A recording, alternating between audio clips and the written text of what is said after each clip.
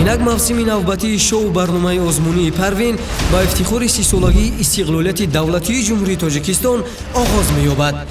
агар шумо хоҳишед дар даври интихобии он ширкат варзида иштирокчии лоиҳа шудан хоҳед, пас ин имкониятро аз даст надиҳед.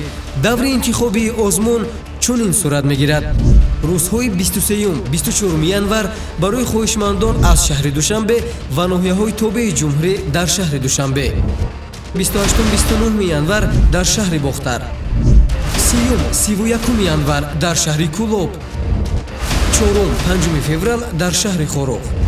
рӯзҳои 6 ва 7 феврал барои наврасони водии Рашт дар шаҳраки Ғарб, 11-12 феврал дар шаҳри Хуҷанд ва рӯзи 14 феврал барои наврасони водии Зарафшон дар ноҳияи Айне.